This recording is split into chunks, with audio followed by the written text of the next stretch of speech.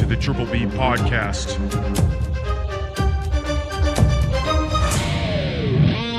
Let's fucking go. Welcome back to another episode of the Triple B Podcast. I'm Tim. I'm Ryan.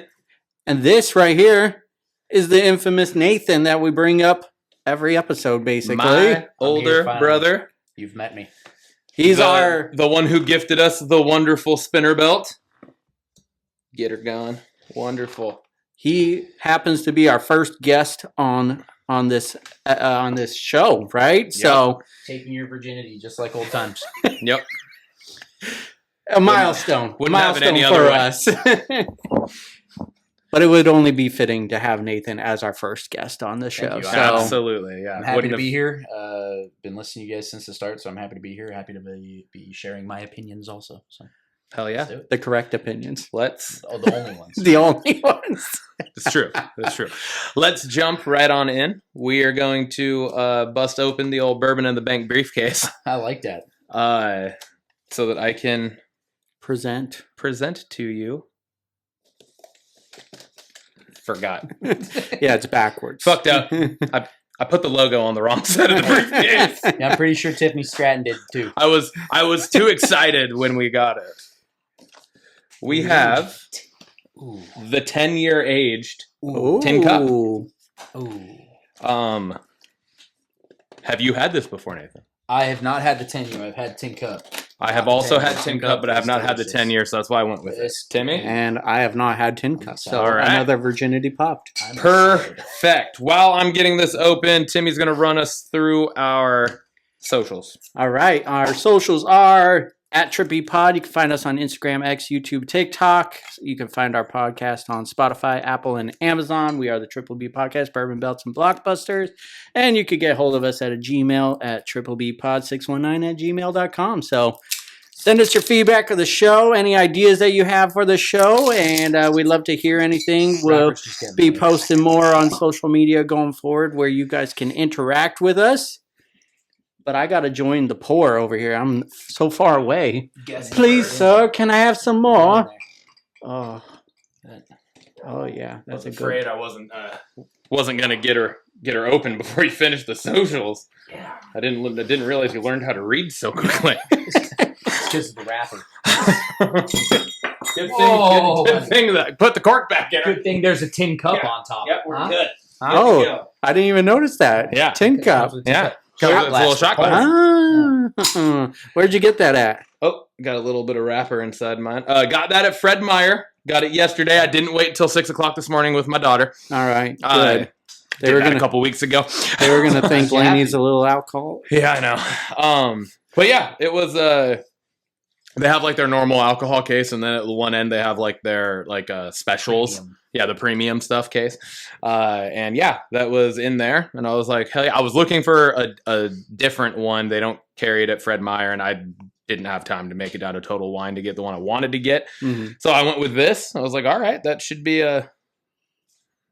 solid. It is made with Rocky Mountain water. So Coors? Coors, yeah. Coors Light, yeah, no. But yeah. One of my favorite things. It actually says it's a straight bourbon whiskey rested in white American oak barrels for a minimum of 10 years. It says a whiskey at its peak, Tin Cup 10, is mountain whiskey cut with Rocky Mountain water and bottled at an elevation of 5,251 feet. So, John Denver's full of shit. yeah. What they're saying is this is going to put hair on your chest. I don't need that. I got too much of that. Here we All go, right, brothers. Pinky's out. Winding down, pinkies out.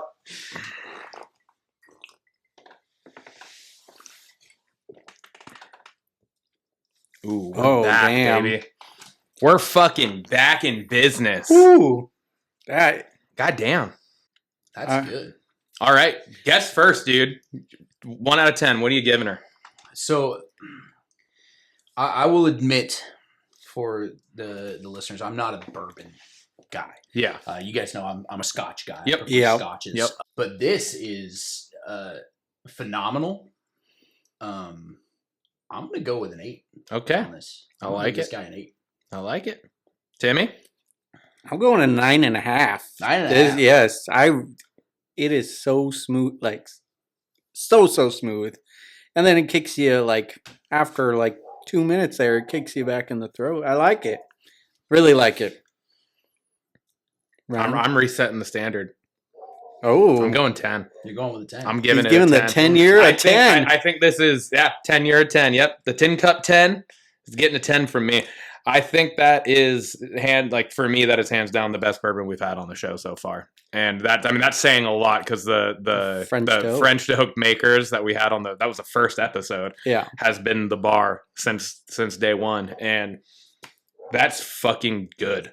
Like holy shit! And I think 9.5 is the highest I've scored since outside. I think that's the highest outside of the Maker's Mark. Yeah. So yeah, that's so not being a bourbon connoisseur, myself. So, is it okay if I talk about some other bourbons that I have tried? Okay, go for it. So, Basil Hayden Toast, fucking fantastic. Never had it. And Angel's Envy. Have you guys had Angel's Envy? I've never had. I have had Angel's Envy. Angel's Envy is actually not one of my favorite bourbons. Really? Yeah, I don't care for it that much. So the toast. Now, obviously, I'm not a bourbon guy, but the toast I would put closer to a 10 than this. I feel like it's a little bit smoother and it's got a little bit more on the backside than this does. All right. So that's why I'm putting this at an 8. But, I mean, I drink this all day. There's another Basil Hayden's that we haven't had on the show because I've already had it. So we've been lucky that every single time we do this, because we surprise each other with it every time we have a new one, we still have yet to have one that any of us have had before. Like it's been a new one for both of us every time, which has been cool. But there is another Basil Hayden's. I forget it's not like toast, right? I forget what the tagline for it is, but it's distilled in I think it's Merlot. Oh, nice. Like wine casks. That for a long time has been one of my favorite bourbons. It's got a little more sweetness on it. It's kind of, it's just so fucking smooth. It's so good. But no, man, this just reset the bar for me. This is absolutely fantastic. It's phenomenal. I mean, not even a bourbon drinker, and you gave it an 8. So like we're saying something good, man. Like so Scotch. I like peatier scotches, but I do like some of the non-peaty.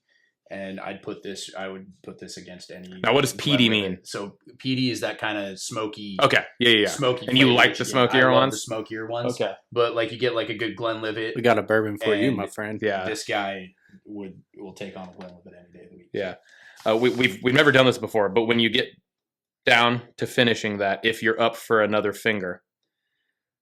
Sounds weird. It's my brother. Don't worry. We've done this before. He hasn't asked me that in a little while. Usually, I'm the one asking to give another finger. one of just I don't know. It was probably 3 or 4 episodes ago. We had a Bibb and Tucker bourbon, which was I think it was a 10-year also, but it was double charred. It was quite smoky. Caught us off. We should have been ready for it just because of the name, but it was like. Caught us off guard, so you might care for the difference between the smoke that you're going to get in a bourbon or like a Kentucky whiskey is that's in a charred barrel. Mm-hmm. So the smokiness from a Scotch comes from the actual peat. They use peat moss. So gotcha. Peat and they harvest peat and use that. Gotcha. In the distilling process. So that's where that cool comes from. But hell yeah, we're learning a little information. I love it. Yeah. Love it. Let's do it. All right. We're going to jump forward to some Seahawks football. It was all right. So we lost on Monday to the Lions. 42-29. We're 3-1. I'm just going to start it off with it was a fucking good game. Like all around, it was a really good game. There's so many things I could say. I don't want to try to make excuses because I don't want to take anything away from the Lions themselves. They're a fucking powerhouse. They're a good team, offensively, defensively, all around coach. Like I love Dan Campbell. They're just all around a good fucking team. So I don't want to take shit away. It was very unfortunate that we ended up having to face another NFC powerhouse in the injury situation that we were in. Because I think the game would have been significantly closer. Not saying we would have won, but I think the game would have been a little bit different. But by halftime, we were missing 6 starting defensive players. Mhm. So that's obviously tough. But that all considered, we still got to him. We still got to Goff 3 times. And a good portion of the game, we were within one score. I mean, Yeah. it wasn't like it was a blowout. No, not at all. I mean, even the final The offense 13-point difference definitely right? showed up. Dude, our offense, like Gino, aside from a couple blunders, DK Metcalf fumble, Yeah. a couple blunders that set us back a little bit. Smith threw a pick at the end of the game, but that's like a last ditch effort. It's fourth and long, and there's a minute left in the game. You're out of timeout. Like you gotta fucking throw something up. It's like I get that, but Smith had defense and obviously the career day. Yeah, he did. Yeah, our defense and obviously we had the injuries. We're like you said, missing six starters by halftime. We started the game missing 5, so. Yeah. We had one more go out during that first half. Yeah, Julian Love. Defense, those second, third string guys, man, they're the guys right now. They need to step it up a little bit more. But at the same time, they're young. Yeah. It's a young team. And they didn't do horrible. Yeah. They couldn't. They had. You're going to have problems against Jahmyr Gibbs. Yeah. Everyone's going to have problems. Amon-Ra St. Brown, Jamison Wilson, or Williams, Jared Goff, all of Jared them, Goff dude. throwing the ball. Jared's one of those guys you can't count him out ever. So, like, he can make things happen. He could have a crap He is day, he could have a great day, and so. this is gonna sound like a hit to Jared Goff, and I don't mean it to be, but Jared Goff is like he is a dink and dunk master. Mm-hmm. Mm-hmm. He's not gonna burn you very often. Deep down the field, they did hit that like the 70-yard touchdown, but the ball itself traveled like 15 yards. Pass. Yeah, and we just didn't have anybody there. It was just a miscommunication in the secondary. So, like, and Jamison Williams is fucking fast too. Yeah. So it's like when he gets some open space, you're not catching the motherfucker. So yeah, no, it was. I said this a lot this week because again, I'm a teacher. I have students that obviously are football fans, and we always talk. It was just like the biggest blow for that game to me was the fact that it's the Lions. That's definitely going to if it was the Chiefs, if it was somebody in the AFC, that would be an easier pill to swallow. But it's the fact that like we were so injury riddled that this is going to have playoff implications down the line, which is just a bummer. But nothing away from the Lions, dude. They were well coached. They had a great game plan. They came into it. They executed it beautifully, offensively at least. Because, our defense was hurt, and we couldn't stop their offense all but I think we forced them to punt twice. Their defense also had a really hard time stopping our offense. Well, we put up 500 and almost 530 yards of total offense. And you look, if you go back and you watch Davis, number 23, the Lions defense, he learned early in the game he couldn't cover DK Metcalf. Oh, yeah. And every single time that ball DK got targeted, DK either caught it or was pass interference. Yep. Every single time. Yep. He learned early on he could not cover DK. So those are good things for us. Being able to have our offense go out and put up numbers like that against and a phenomenal defense like Lions have. The Lions have a great defense. No one's saying anything bad about the Lions in general. But we proved, I think, to the rest of the league that we can compete. We can essentially go toe-to-toe with the best in the NFC when we are not even close to 100%, which I think is hopefully should be scary because when we get back to 100%, which is coming up quickly. We needed that because the first 2 weeks, Denver, Patriots, like they're not, they're not the greatest teams in the league right now, Yeah. And so we beat them, but like, what does that mean? So we lost the Lions, but like we put up a really good fight and played a really good game. Yeah. So I think that should show everyone that the Seahawks are, we're in a rebuild, but we're still a force to be reckoned with. Yeah, I was gonna say Lions are the most complete team we've played all season long, and definitely the toughest. And you guys said it best. We showed up to play, and the most promising thing is the offense is still. It's chugging along. We have a depleted offensive line, and we are still putting up big numbers. We're rushing the ball. We're passing the ball, and years past, like we would not be toe to toe with the Lions with what's going on with the injuries and everything. And I don't know how we're looking on time for this, but I've been saying it for a couple years now. Geno is a solid backup quarterback. He is a franchise quarterback. Geno is the guy. I mean, Yeah. he can do the work. He can come out and do it. He's playing with a chip on his shoulder this year. I think he's out there proving me wrong week after week. This is going to potentially ruffle some feathers, and this could age poorly. But if he stays healthy, he could potentially end up going down as the best quarterback in Seahawks history. He has already surpassed Russell Wilson in multiple franchise records. He's only been here for 3 fucking years. This is his 3rd year as a starter. I mean, I can see that. So I'm like, just his grit, his determination. He's a team guy. I don't know, man. Like, I am a Geno dude. I fucking I love Geno Smith. So, well, we're to talk about getting healthier. We got the Giants tomorrow at home. Just on paper, obviously that's a good opponent to have after a Monday night loss. Like coming that. into a San Francisco 49ers on Thursday. Yeah, we're playing 11 games in 10 days. 3 games. Sorry, three games. 3 games in 10 days. But we can't necessarily use that as an excuse because San Francisco's got 3 games in 12 days. So yeah.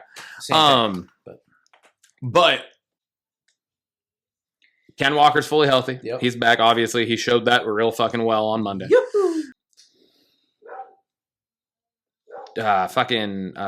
Julian Love and Leonard Williams have been named game day captains, so they're playing. All right. So they're both back. Chenna practiced 2 days, Friday. He practiced, I think he was limited in the walkthrough on Wednesday. I don't think he practiced Thursday, but he practiced Friday. Obviously, I haven't seen the report for today, if they practice today. But it's looking more and more likely that Chenna should play. So defensive line, outside of Byron Murphy, he's already been ruled out. He has a hammy that's a little more than what any of the other guys have had. Defensive line, we should be this will be the first time we've been at full strength. What about Mafe? I believe Mafe is good to go. I believe he played too. So we'll have Mafe, we'll have Leonard Williams, we'll have Chenna, and Derek Hall, who's been on a fucking tear. He leads the fucking team in sacks right now. He has 4 on the season in 4 games. Yeah. So those 4 dudes all back on the line. Plus we are Jaron Reed played great last week. Jonathan Hankins has been filling in really well. Our defensive line looks strong again.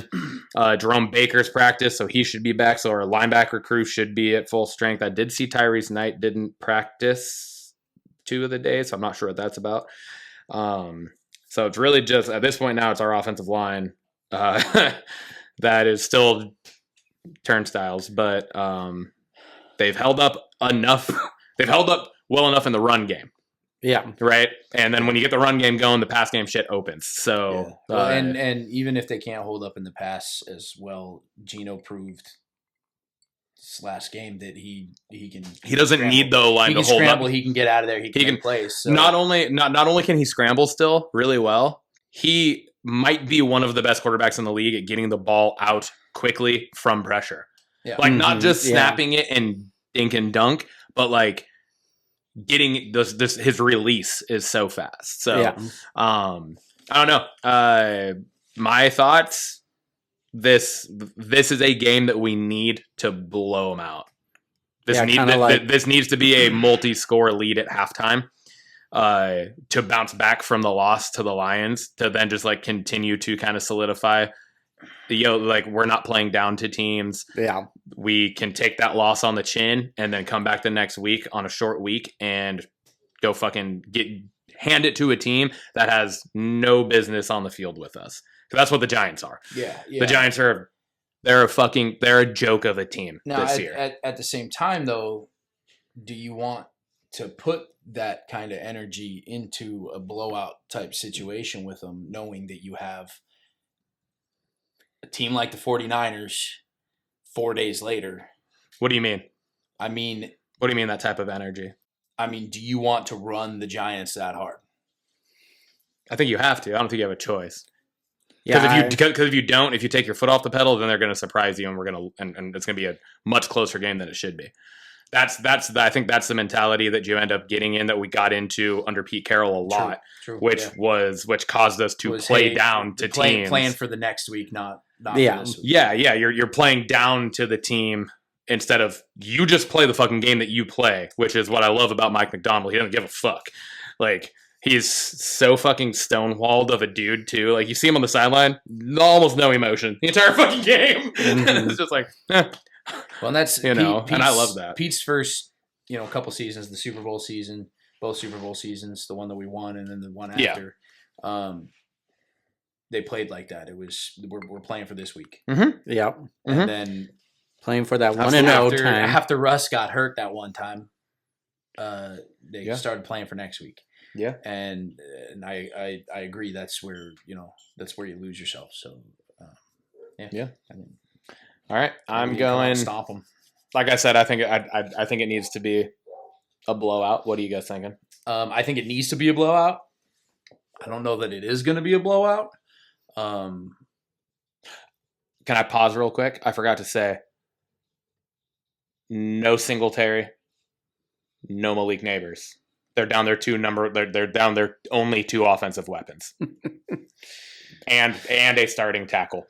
And they have Daniel Jones throwing the ball, which is already... I will not discredit any quarterback against previous Seahawks team. I know this is a different one, but that fear is in the back of my head from previous years. So fuck you, Andy Dalton.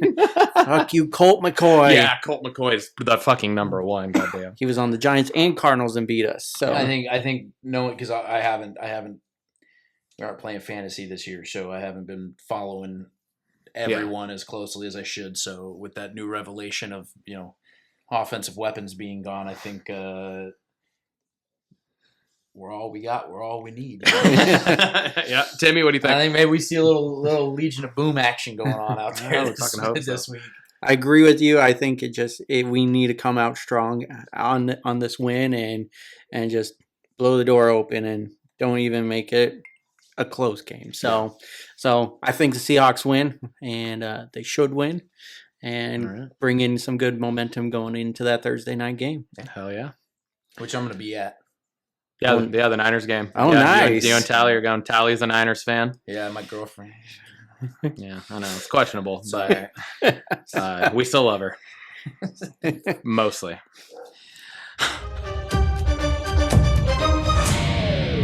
All right. Well, Timmy, that brings us to bells. All righty, Timmy. Well, we got we're introducing a new format. Not only are we having our first guest, but we're also changing the format. We figure our listeners are watching the shows and know what's going on. They don't want to hear a recap. They want to hear discussions about what we thought was awesome about the shows. Yeah. And on the other side of that, I know a handful of people that have and do listen to the show that aren't wrestling fans, but they listen for the Bourbon and the movie and the Blockbusters section. This could also potentially lend more towards their type of thing as well too, because I'm definitely not going to want to have a full recap of shows. Yeah, might I add a little insight here as a listener, since you guys have started? Chia dog. I would concur. All right. I've already watched the show, most of them. Yeah. I don't watch AEW. We don't cover AEW anymore. We're good. So I watched the show. I don't need you guys to tell me what happened. I want to know how you guys feel about it. Yeah. And that's what I want to know, because I want to sit here and I want to argue as I'm watching the show. I want to argue with Ryan. Yeah, exactly. That's the only reason I had you on here, was so that we could talk shit to each other.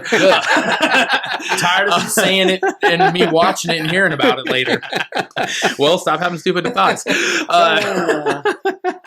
No, but that was pretty much the conversation Tim and I had last week after the episode that we did last week. We were just like, it feels too scripted almost. Like we're just like bam, bam, bam, bam, bam. We're like, the whole point that we wanted to start doing this show was to just fucking sit down and have a conversation with each other just about the shit that we enjoy. Yeah. It's bullshit, right? So bullshit was originally one of the B's. So we are now going to title the segment for belts, what do you want to talk about? What do you want to talk about? So, Tim, Nathan, what do you want to talk about? Let's go with the guest first. Let's What go do with you the What do guest. you Yeah, want to dog. talk I about? want to talk about Monday Night Raw Let's do it. and the lack of care for the tag team division. Yeah. Yeah. Right now, we've got the New Day on the verge of separation. Mm-hmm. Yeah. What did we have this last Monday? We had R-Truth return. The And what did we have? Miz turned on The him. Miz turned on him. Breakup of Awesome Boom. Truth. That Again. right there is 2 tag teams. Phenomenal tag teams. Great tag teams. Really good, Strong yeah. tag teams. Mm-hmm. Both of which have won The Tag the titles. team I would argue the championship. 2 longest running tag teams on. We already talked about this about New Day last week, but the Awesome Truth too. They were probably the 2 longest running tag teams on the brand, That potentially in the company. yeah, Yeah. I think Yeah. in the company right now. So That leaves you with AOP, Finn Balor, JD McDonough, the Creed brothers, and whichever 2 of the Wyatt 6 that you want to throw into a ring at any given point. And LWO, And but LWO. All of But these yeah, tag they're- teams are involved in faction business right now. and the Stable business. LWO again they're to not your operating by themselves as tag teams. yeah, and to your point also with like the lack of respect to the tag division, LWO has realistically they've kind of been treated like the Attitude Era cruiserweights of the tag team division. Like Yeah. Mhm. they have been given 0 respect for their Yeah. abilities in the ring, realistically. So yeah. yeah, it's a really good point. I think it's I think we need to get away from because how many factions, how many stables do we have right now between Raw and SmackDown? We've got over a dozen stables factions. I think that they need to Pretty get away close, from that. yeah. You can have 1 or 2, but everyone can't be the big dog on the show. yeah. You can't have a Judgment Day running around saying we run Raw, Raw. and then in the next segment, Final Testament comes out and says we run Raw, and then in the next segment, the Wyatt 6 comes out and says we run Raw. Someone has to run Raw. Someone has to be the big dog. So I think Yeah. that they need to start kind of getting away from that faction mentality and moving back into singles competition where we're actually seeing competition over on SmackDown, Andrade, Mello, in actual competition for the U.S. Championship. We need to actually see that competition happen. Get Yeah. away from, I'm in this faction, so I have a title shot. You bring up a good point. I mean, I think in the new era, the Triple H era, the tag team division has definitely been hurt the most from this. I mean, it hasn't ever been a very strong thing in WWE in the past years. I mean, we had some good times with the Hardys, Yeah, you Dudleys, got to go back to the Attitude Era. to find and it. we yeah, and then we had a good tag team division on SmackDown in the Ruthless Aggression era, but yeah, definitely has been a long time. I thought Triple H could bring it up, but it's actually kind of declined. So definitely a good point. I don't think we should be seeing teams break up right now. That said, I think Miz belongs as a heel. I think he's just better suited for a heel. Yeah. I agree. But I don't want to see New Day I break love up. the Awesome Truth. I think they make a great team, but nothing beats a Miz heel turn. Yeah. Nothing beats it. Mm-mm. And even as I was watching, I was like, oh, another great Miz heel turn. Yep. Can't wait. I can't wait because I hope he starts going towards the Intercontinental title, and he's one of the best Intercontinental champions in the past, and him versus Jay, I could see great storylines coming be from. awesome. So Yeah. yeah. All right. Well, speaking of Jay, that was one of the things I wanted to talk about. Was I thought it was really cool to see Braun Breaker come out and literally just because we haven't seen that side of Braun Breaker before, where he comes out after taking a clean defeat and just gives Jay his flowers and shows them the respect and straight up was like, I'm not going to attack you. I'm not going to spear you. I just wanted to say like, congrats, Mm-hmm. and then kind of just see that, mutual respect between the two. Yeah, I thought that was an awesome continuance of a build for Braun Breaker's character. Yeah, because you've had Braun Gave Breaker. it a human side. You've had Braun Breaker be that poor loser. Mm-hmm. Yeah, This whole time. for sure. Since he joined the main roster, you've had him be that poor loser. I mean, he lose a match and he'd go and spear Sami Zayn.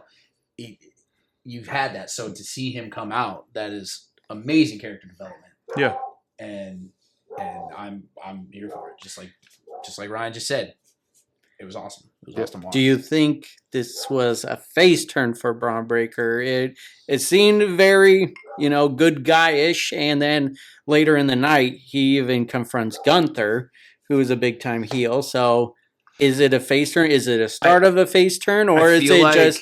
Are we in a stage where a lot of wrestlers are tweeners right now, and we don't even mind that? I feel like that's where Braun is, and I feel like that's where he should be, and I feel like that's where he thrives, is in that in between where he's. I don't want to compare him to Stone Cold Steve Austin, but it was like Steve Austin was almost never a heel, even when he was a heel. Orton too, like even when he is a heel, you're still rooting for him because this character is just that good. Obviously, Braun's not there yet to that point, but I could see it getting to that point, and that's where I would want it to go, is to have him be that, like, he's a bad guy, he's a good guy, doesn't fucking matter, you're rooting for him, right? Because that's where it's kind of been so far, is like, we wanted to see him win the title. No, I didn't want to see Sami Zayn drop it, but I wanted to see gold on Braun Breaker, right? His in-ring work is so awesome. It's amazing. He's such a performer. I mean, you can see he's a Steiner. Yeah. And because of that, like, he's got a following. Mm-hmm. You can hear when he comes out, you can hear the dogs. Oh yeah. Yep. And it's hard to have a heel draw numbers like that and having a following like that. Yeah. Where they're the bad guy. They're supposed to be getting booed so they can put other superstars over, but they're not. They're getting the cheers. So I mean, kind of the same thing with Orton, same thing with Stone Cold. Yeah. Once you start getting those cheers, you got to run with it somehow. Yeah. So I think he's gonna be a tweener for a while. Yeah. Yeah. I like it. Well, I wanted to talk about Gunther and Zayn and the setup for next week's Raw. I think Gunther coming out and talking about, he's got a lot to live up to. He doesn't want to disappoint his father, doesn't want to be a loser in anything. And then Sami Zayn comes out and he's been really egging Gunther on and everything, and talking about, hey, you ducked me. You didn't ask for a rematch or anything after he lost the Intercontinental title. I just really like how this feud is building up. I wish it was going to be on Bad Blood, but on Raw is good, and I think they're doing this feud justice. It got a lot of history to it already with the WrestleMania build-up, and then adding on to this. What do you guys think about Sami Zayn and Gunther going? I love the build that they're doing with this. Sammy's like that little fucking ankle biter that just won't fucking go away. You keep kicking him and he just keeps fucking coming back for more. And I fucking love it. He's been, we've talked so much about it already, but he's been nothing but gold on the microphone, in the ring. Like, he brings that everyday normal guy feel to like the superstardom that lives within all that, and it just makes it's very relatable. I feel like, because he's not the biggest dude, he's not the strongest dude, he doesn't have like the fucking just chiseled physique. He's got the beard, he's got the fucking shaggy hair. Like, he's just your fucking everyday guy that you can just like get behind, and everything he does just makes you be like, fuck yeah, let's go. So I'm stoked for it. Yeah. Like you were just saying, I mean, Sami Zayn just looks like one of us. Mm-hmm. He doesn't look like a professional wrestler. Yeah. He looks like he got up off the couch and went to WWE and jumped the barricade. Got in ring, yeah. Like, that's just how he looks, and he rocks it, and he comes out, puts on an amazing performance every time he's in the ring. And I think the thing that stood out most to me about their confrontation this last week was when Sammy said, I already beat you once. Mm-hmm. I think you're just scared. I love that too. Gunther didn't have anything to say to that, which tells me Gunther's a little scared. He's a little scared. Sami Zayn can beat him. He's already proven it. He's the only one he's lost to. The only person that has pinned him in the ring since he joined the main roster. So I think it should be a good show. I think Sammy has a point there. For sure. Yeah, just building off your points is just he reminds me of Mick Foley, of Daniel Bryan or Brian Danielson. What is just he looks like that everyday guy, and they just seem to rise to the top because the fans can really relate, get him to the top, and puts on a show. They put on a show.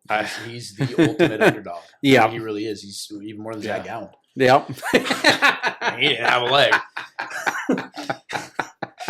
Oh man, it's funny that you used a comparison like that, because I actually had in my notes for it had written, he gives me to a point Mick Foley vibes. Is it the sweatpants? I mean that too, but just specifically after the segment that we just had on Raw gets fucking dismantled essentially by Gunther real quick in the ring, and then Gunther says, "You got your match," and as he's walking out, Sammy's like sits up and he's just like in pain, grimacing, but he's smiling. Yeah. And I was like, that is fucking Mick Foley to a T. 100%. Like, so it was just funny that you said that, because I was just about to say that he reminds me of, and I was like, no fucking way. No chance you're going to say the same fucking thing. We've done that before. I would not be that surprised, but that one would have been like, what the fuck? Yeah. But yeah, so. Nice. I got, I want to talk on SmackDown. Okay. And I think I heard you guys mention this earlier when I was utilizing El Bano, but I actually wanted to talk about the dumpster match. Okay. I don't know what you guys said about it. I just overheard one of you guys mention it. I It thought was a specific question. I thought the match was actually fucking awesome. I didn't have high hopes for it, honestly.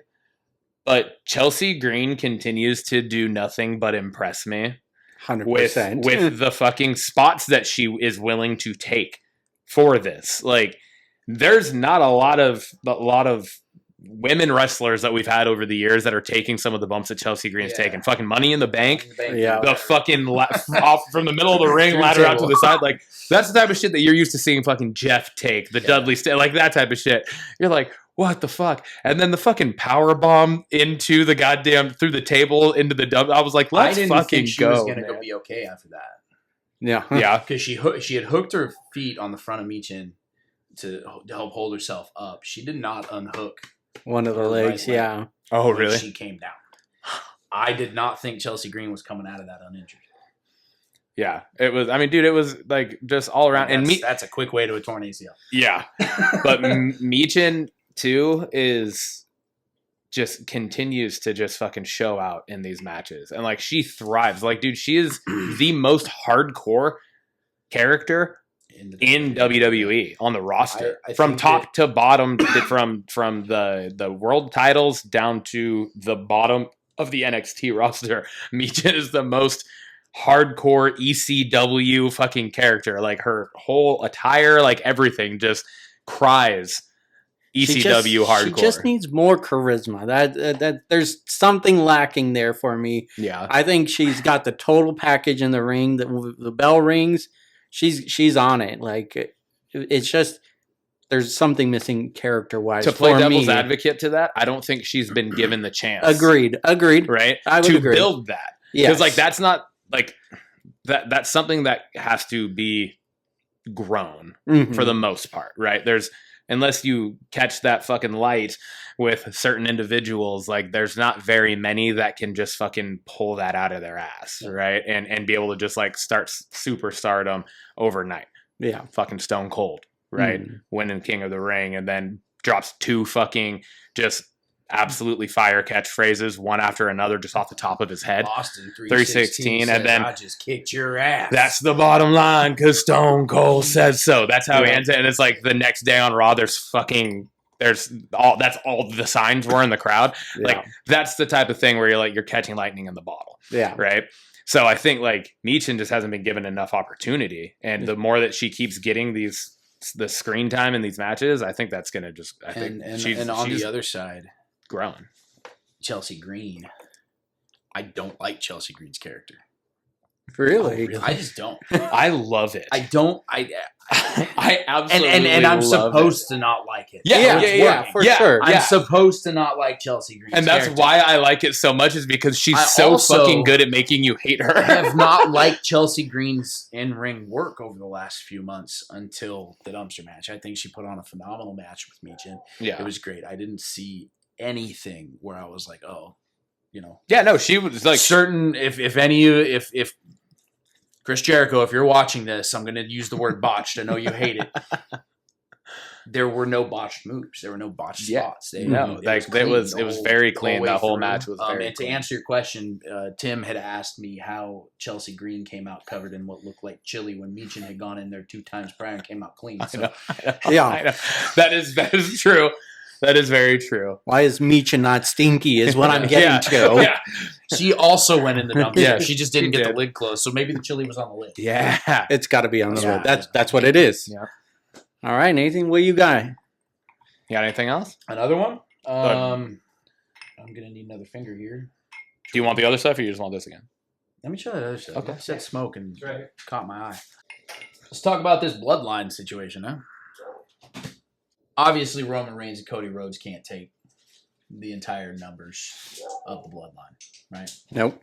What do we think? What do we think's going to happen here? I've heard rumors Jimmy's coming back. Mm-hmm. I've heard rumors of a Zilla Fatu maybe joining. I've heard Hikuleo has signed with the WWE. I heard that too. I heard he was already added to the NXT roster. Okay. I also heard, or I guess this one was more of I read I don't know if we kind of had this conversation. I don't know if it's a tweet anymore, or if it's just a post on X. You X'd it? You X'd it? You X'd it? Anyways, The Rock is in Georgia, Well, that's pretty cool. which is where Bad Blood is. He posted that he was at I don't remember what the school was, but some high school football game in Georgia. Mm-hmm. So that's also an interesting potential setup. More importantly, is Paul Heyman dead?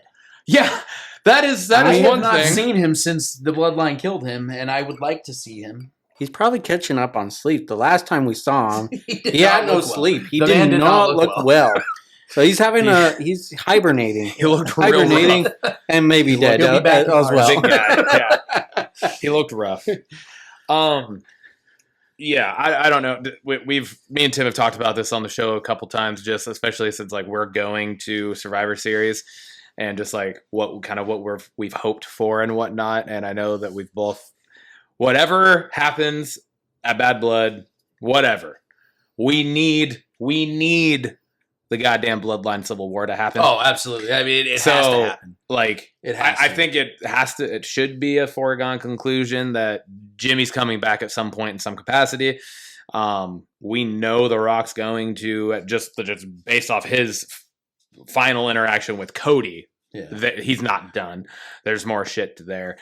I don't really know how to answer the question of what's going on with the Bloodline situation, though, because Cody's still involved. Yeah, I think yes. that's the biggest kind of like nail in it for me right now. Is I'm like, I don't fucking get. It's- I don't know what's going on. The Bloodline Civil War, but also a title match. Hey, yeah. So I don't really know, but they need like, to figure that out and and get that situated. yeah, The Survivors is coming up quickly. yeah. I mean, it's like it's a month and a half ish two, away. yeah, almost probably 2 closer months. to 2 months right now, but yeah, So, it's we still haven't heard anything about it yet. Yeah, I mean, PLE to PLE, but yeah. yeah. No, I agree. I think we all know it's eventually the two gonna be heads is typical. going to be Roman Rock is the heads Yeah. butting after all things are said and done. So how do we get to there? Yeah. And well, because that's what it was supposed to be last year. Yeah. WrestleMania was supposed to be The Rock, Roman Reigns, mhm. and then The Rock said, "No, Cody had a chance. Let's give it to Cody." Right? Well, that's because the entire fan base started to fucking rebel against the entire company because they were like, "What the fuck are you doing? Cody's what we want." Yeah. Well, and Cody chose Roman at the Royal Rumble when he won the Royal Rumble. Yeah, He chose Roman right then and there.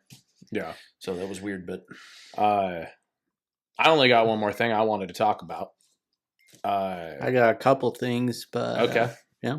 Go for him. I want to rewind a little back to Raw, the last Monster Standing match. Oh. I thought the guys or- tore down the house. Yeah, They did. I those guys continue to shine together, and we call it the Meat Fest. Meat Fest 3, 4, was- whatever. I think it was 3. Meat Fest 3, yeah. There's a lot of in betweens, but Yeah. but official match, and Official they Meat tore Fest down the 3. house. But I think the biggest thing to take away is Rollins is back. Cost Bronson the match, and in a brutal fucking spot too. Like, yeah, Bronson Reed played that so goddamn well. The way he was after he took the curb stomp on the stairs, the way he was then laying, there's no way that wasn't excruciating for a big dude like that Yeah. to Yeah. lay. He was straight bananaed yeah. with his head just fucking up on the thing, and I was like, oh my god! Like a picture of it that I saw, I was like, did he die? Like, and I was and like, oh my that's god! after putting on a performance that they put on. Yeah, I mean, the- watching yeah. dudes that size fly through the air. Yeah. Spots They in the match were. flying. I was like, wow. Strowman like, flew off the hats top off rope to the these dudes. outside Yeah. crossbody. Like, you never saw the Big Show do that. No, Not ever. He would have never got back up. No. But I guess my biggest fear of this is because I've been telling you, I've been so on the Bronson Reed train. It's hard to see him going over Seth Rollins. Yeah. And I don't want it to derail him, so hopefully there's a good outcome for it. Yeah. Hopefully they But, can figure it out to where it protects Yeah, both of them, right? because I mean Rollins is it's Monday Night Rollins, right? yeah, He's, and Rollins is one of those guys where like he has truly been the face of Raw Mhm. for years now, and he's proven that he can be not selfish. He lost to Yo, Cody yeah. Rhodes over and over. But yeah, the torn pec he lost to him in Hell in Cell, you know. yeah, So yeah, he's definitely not a selfish player, but not at all. I just don't see him losing to Bronson Reed either. And Yeah. so Because that's also one of those guys that like I think you need and want him when he's healthy to be on the main card. He needs Picture. to be in the title picture. I Yeah. mean, flat out. Like Seth Rollins needs to be in the title picture. Or It- at the very least in a a feud similar to Punk and McIntyre. yeah. Right? Where something that Something it's like might not be the title picture, but they're gonna steal the show. I do agree Bronson Reed's not the guy for that. Yeah. I think feel he like could I be, feel like but it's that not was there just a way of getting Rollins back in. yet. Yeah. I Was do feel like have him put down the guy that put him down, but it also doesn't really harm Bronson Reed any because he had already been brutalized Yeah. by Braun Strowman. So this is gonna I feel like there's no way out of it that it doesn't that there's not a feud here. yeah. Even if it's a short-lived feud, like it could be Crown Jewel, Yeah. right? But it's Yeah, there and there's no way for it to end that doesn't have Bronson Reed ruining what he's built so far as Mhm. a powerhouse, a monster. I'm good. right? Because Yeah. if he destroys Seth Rollins, but then Seth Rollins has to go leave for another 6 months. Yeah. yeah. Right? Like, Yeah. so Yeah. I think that they would have Rollins win that, and that's going to make Bronson Reed look bad. I kind of, Jey Uso winning the Intercontinental kind of downplayed a little bit what Braun Breaker's been doing, right? Yeah. Yeah. Which is actually one of the things that I was worried about with that match. Yeah. But I feel like the Intercontinental match, I feel like it did protect them both, or it Mhm. protected Braun Breaker, Yeah. just because like it was such a battle. But Oh yeah, it wasn't like a Yeah. clean a quick sweep. It was yeah, it was a hard match. fought fucking victory. Yeah. That's my thought. You said you had one more thing? Yeah, I had one more. TLC, or not TLC, sorry, triple threat ladder match for the tag titles. That's what I want to talk. That was the other thing. I figured that's how I was saving for the end. I figured that would be the last thing. That match, like we talked about it last week on the show when like it was, had been announced it was going to happen. And Tim instantly said it had like he was getting like the like Hardy's, Christian Edge, Dudley's TLC type vibes going into this match. Mm-hmm. And I mean, I wasn't there. No, I don't think, because like those are historic matches. Like nothing's ever gonna get to that point. But I mean, it was pretty fucking goddamn good. I think this was one of the best ladder matches in a long time. It was great.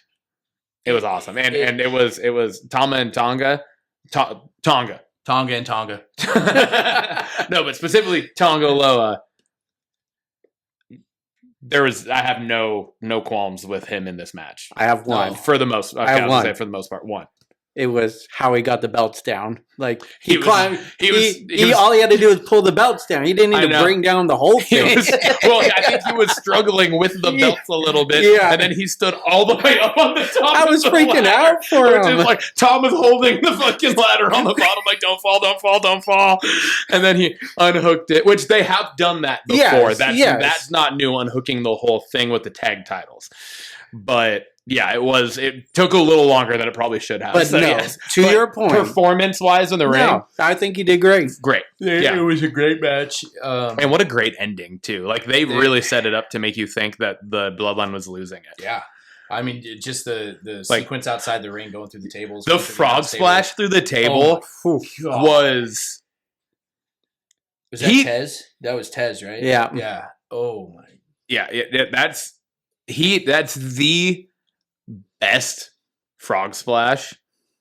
I'm saying it in history. He hits the best fucking frog splash, dude. I straight up like. I don't know. I'd give it 4 stars. I don't know, dude. I get it. I get it too, but I'm just saying his fucking frog splash is higher than anybody else's, and it is clean as fuck. How often do you see somebody hit a move onto a table where their stomach is literally the first thing to make contact? Oh yeah, you don't. He went out, in, out, and he fucking stayed fully out. Yeah. His belly button was the first fucking thing that made contact on Tama. Like, tickling the other belly. I was like, they showed the replay too. I was like, oh my God, that was as clean as I thought it was live. Yeah. Like, it was fucking, that was wild. Yeah, it was great. It was that whole sequence, and then, them power bombing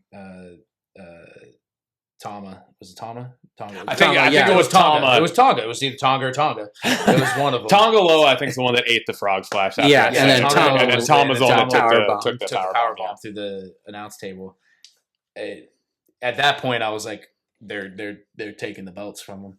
Like, we haven't seen any member of the bloodline, the new bloodline, really get handled like this. And I think that that's a sign that they're going to lose it. And then you got Tommaso Ciampa climbing, and then you got Montez climbing, and then you got Dawkins climb, and then Johnny climbs, and then boom, they go through the ladder over here, and then dude, I was like, the bloodline had it. Dawkins on Ciampa, fucking that was back dirty, dude. Belly to back suplex, and they died. So Lindsay, this was a funny thing too. Lindsay, while that was on this morning, she was like, "I think you were right about the ladders being wood, because those ones are definitely spray painted and they look like 2x4s." And I was like, "Some of them are, and some of them aren't." The one that Dawkins, that one was metal. It bent, straight up bent. The one that Tez and Gargano went through, that was wood. Mm-hmm. You could see the wood. It snapped. You could see the wood. So it was just funny because she said that, and then that happened, and I was like, yeah, that one was metal. That one was wood. Like I said, they have some of each. I was like, usually the ones that people go through are the wood ones because they're like set up to break. Yeah. The one that they went through in the corner, the belly to back, I don't know if that one was supposed to be there. No, I was like, oh, that fucking, oh my God. Yeah, that looked rough. But I that thought, was such a good ending sequence. yeah. What were you saying? I thought this could have been a good time for them to lose the tag titles because I thought this would have been a good chance for Cody and Roman to drive the Bloodline feud a little further, cost them the titles, and then just continue this overall feud. And this Bloodline feud, I mean, is clearly leading to a Bloodline Civil War. You don't want to have title gold. Yeah, you're wrapped up. You're not going to be defending it. You're not going to be defending it. It's going to be months. God knows how long. If they're planning on pushing this thing to WrestleMania, it's going to be forever before those things get defended again because they're going to be constantly involved in storyline. Yeah. So this would have been a perfect time to lose it, but I'm still like I'm okay with them not losing. Yeah, no, I agree. It was a really good ending to the match. Yes, 100%, and loved it. So yeah. All right. Well, I think that wrap up. Wrapped up our first segment of What Do You Want to Talk About? Yep. All right. Moving on to the banger of the week, gents. Guess first? Guess first. 6-man tag match. LWO. Judgment Day. Oh, wow. That match was phenomenal. Damn. High flying. Yeah. A lot of high impact going on. Mm-hmm. The fucking LWO guys are so, like what we were just talking about earlier, they don't get enough credit. They're so fucking good in the ring. It's insane. Some of those over-the-top rope spots. Stand there with guys like Rey Mysterio and Dragon Lee and hold your own as luchadors. It's phenomenal. I think it was a really good match. There so much athleticism. There wasn't a single botch spot. There wasn't any slop to it. It was all clean. It was exactly what I would expect from a main event match. So I'm going to name that the banger of the week for me. Nice. Timmy, I'm going to let you go. All right. We don't talk about NXT, but I'm going with NXT. Ooh. This was the debut on CW this week, and the show started with Julia versus Roxanne Perez, and the match killed it. It crushed it. We've been talking a lot about how the women's division has been a little lacking other than the title pictures. Mm-hmm. This match was a banger. It was a banger through and through up until the end, and I was invested. So, great match. NXT. What about you? I love that you just did that because I'm sticking with the women's division. I'm doing the dumpster match. Was my banger of the week because for very similar reasons. We've talked multiple times outside of both the women's world titles. The women's division has, over the last, couple months, has really been like, what the fuck are we doing? Mm-hmm. Outside of Damage Control getting the win over Holy Union last week. But it was just like, outside of that, it was like, what is going on? It doesn't feel like there's a lot of direction here. There wasn't a lot of bright spots. Again, outside of those like 4 to 5 main people in those situations. And so seeing two characters like Meechin and Chelsea Green, who have been habitually underused and be in that moment and have those spots and have as good of a match like we already talked about. And again, Chelsea Green just taking some of those just the spots that she is willing to fucking do, I think just deserves to be reiterated. Mm-hmm. It's super fucking impressive, man. So I wanted to just, that's my banger of the week. Nice. I like it. Yeah. Fuck yeah. Moving on to the question of the week, Timmy, what do you got for us? You posed it. I posed this question. So, as we all know, WWE is now under the same umbrella as UFC under TKO. And UFC has recently been adding fights to their Hall of Fame. And so now that WWE is under that same umbrella, what if WWE were to adopt that same practice? My question is, what is the first match you guys would induct into that Hall of Fame? King of the Ring, 1998. Hell in a Cell, Undertaker, Mankind. That's it. That match, I remember watching that match. We didn't watch it on the pay-per-view, obviously, but we were able to get a hold of it at some point when we were young and watch that match. And it was, even watching it after it happened, it was phenomenal. It's an amazing match. I think it goes down as a benchmark for Hell in a Cell matches and just matches in general. Like, watching it almost fucking 25 years later, it's still I get goosebumps when Mankind goes off that top. I'm like, ah! Or even more crazy. so when he goes through the top of the cell, because that wasn't supposed to happen. Him going off the edge, that was planned. Yeah, and then knowing that later on in the night they both come back out to interfere in another match later on in the night. I think that one definitely would be my first pick for Hall of Fame match. That's a good choice. That's a solid choice. That one was like right there. I had 3 that I was like, fuck, that was one of the 3. So nice. I didn't trust go me, with I that picked one 2 more just in case I didn't go first. Yeah. Ryan? Yeah, man. I'm going Stone Cold Bret Hart. All right. WrestleMania 13. Yep.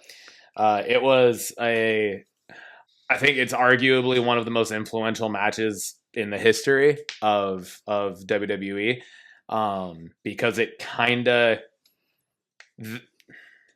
that match kind of ushered in the Attitude Era before the Attitude Era was actually officially a thing, right? Because that was in like March of 97, and the Attitude Era didn't officially begin until November of 97. And but that match, it's one of the only times in the history of wrestling where you have had a in-match heel and face turn that both went over completely perfectly, right? Like Stone Cold was the heel going into it. Bret Hart's the best there is, best there was, best there ever will be face that he had pretty much always been, and then he turns heel in the match. Stone Cold turns face in the match. Like Bret wins and becomes this huge heel. Stone Cold loses and becomes a fucking hero, right? So yeah, it was one of those, and it kind of set the tone for like that match, coupled with Stone Cold's neck injury a few months later at SummerSlam, were like the 2 biggest things that kind of defined his style, his wrestling style, because he had been known as a technical wrestler all before that. Yeah. And so that kind of defined his wrestling style that he had over the course of the next, 5-6 years before he hung up his boots. Yeah. So yeah, I'm going Stone Cold Bret Hart, WrestleMania 13. Another solid choice. Can I say my runner-up real quick? Because that was my third choice. My second, just real fast, I won't go detailed, but it was Shawn Michaels, Razor Ramon ladder match for the IC at WrestleMania 10. But anyways. Nice. You just stole Tim's. I guess, I should have waited to do the runner-up. Son of a bitch. Move. My bad. Mine is Rock Hogan, WrestleMania 18. It was Icon versus Icon. I did not see that coming. I did not see that coming, but it makes sense. It was just what an insane match. Hogan's a big heel going into this match with Rock, and kind of like you said with Bret Hart and Stone Cold, it was the Canadian crowd in there. They swapped. It was Rock the heel and Hogan was the face, but it was just, since starting wrestling, watching in late 97, 98, there wasn't one of those like iconic moments, and then just their face off and how big that match felt. It was like chills watching that match. One of the most iconic pre-match face-offs when they're face to face, and they didn't plan it or anything, but they both looked to their left. Yeah. And then both looked to their right, because they were just listening to the crowd and they were just taking it in and feeling it, and then they just played off of that. Yeah, so, and you got Rock at his highest height, of popularity. You have the face of the history of wrestling at that point. Yeah. Against the face of the current generation. Exactly. So you fast forward to John Cena, Rock, that it was like that next moment like that. Yeah, so for sure. Rock Hogan, WrestleMania 18 is mine. Fuck yeah. Well, all right. That brings us to Blockbusters. We got quite the agenda for Blockbusters. We do. We got a handful of things. So I'll bring Hysteria. Yeah, I brought this up to you. The synopsis of this show is: after building a reputation as a satanic music group, members of a high school heavy metal band become the target of a local witch hunt, when reports of supernatural activity start to plague their town. Stars Julie Bowen, Anna Camp, and a special guest appearance of Bruce Campbell. Premieres October 18th on Peacock. Just the I loved spooky season. I think we'll have a theme going on here with this episode. But the teaser got me hyped. I mean, Julie Bowen's an amazing actress, and I was already glued in when I saw her. But just the what was going on in the trailer got me excited, and then seeing the actual trailer where there's like this group of kids starts a band and feeds into the hysteria that's going into the town and doing a satanic, band. So what I got from the trailer was that they were a band and they were like, well, how, like, we're here, no one knows about us. This dude's been gone for one day and they know about him. So what do we got to do, And so they're like, oh, hey, someone drew a freaking pentagram in the place where he went missing. Let's make that our thing and try to play into this. And then it seemed like they end up like coming under fire from law enforcement, like they were doing. And then there's actually ends up being some sort of satanic thing going. I think it's going to be a really good movie. Yeah. Is it a movie or show? I think it's a show. Yeah, I think it's a show. Yeah. Series, yeah. I think it's going to be a really good series. I'm going to say horror king Bruce Campbell. Yes, exactly. Oh, yeah. I mean, he's great. Yeah. I think it's going to be really good. There's some comedy elements, and I think it's going to be good. Yeah, no, I think it's the perfect blend of comedy, horror, and you can't go wrong with Bruce Campbell. Oh, you can't. Full disclosure, I didn't do my homework for this one. I forgot to watch the fucking trailer beforehand, so I haven't seen the trailer, but I read the synopsis and everything, and I just feel like, even without watching the trailer, that it's a very, very unique and original plot point and like idea for a story. So I'm intrigued by it just with that. So yeah. Perfect. Excited for that one. Next up, we got Teacup. Timmy, you also put this one on there. I did. Just trailers after trailers this week. There were a lot of shit. But yeah, a synopsis of Teacup is: trapped on a farm in a rural Georgia, a group of neighbors must put aside their differences and unite in the face of a mysterious and deadly threat. This stars Yvonne Strahovski and Scott Speedman. James Wan is an executive producer on this, and the Conjuring universe is tied to him. So, and this premieres October 10th on Peacock. So Peacock is just putting out left and right coming up here shortly. But again, spooky season time. This got I don't know exactly what I want to pinpoint it, but it kind of got the Village vibes. Yeah, I was gonna say it's got M. Night Shyamalan vibes to it. Yes. It definitely feels M. Night Shyamalan, and you don't really know what's going on, and then there's a little bit of mystery here, and then it's like boom, here's this twist. It seems like so. I think it's gonna be a good one. Scott Speedman. He's in a lot of stuff. A lot of things. And you probably don't know what he looks like because you don't remember that that's his name. He's not in The Haunting of Hill House or Bly Manor. He is, however, in Underworld Evolution. So yes. You can look him up there if you don't know who Scott Speedman is. You were also pronouncing it incorrectly, Nathan. It is M. Night Shyamalama Ding Dong. M. Night Shyamalama Ding Dong. No, I'm super stoked for this. The trailer for it looks great, and I will literally watch anything that has anything to do with James Wan. Yeah. In general, but especially in the horror genre. Everything that has to do with the whole Conjuring world is some of my favorite shit. And he has his hands in so many different horror movies and stuff. Like it's crazy, and like he's so good with all of that. So the whole worlds that he creates with all the stuff is just amazing. So I'm stoked for that.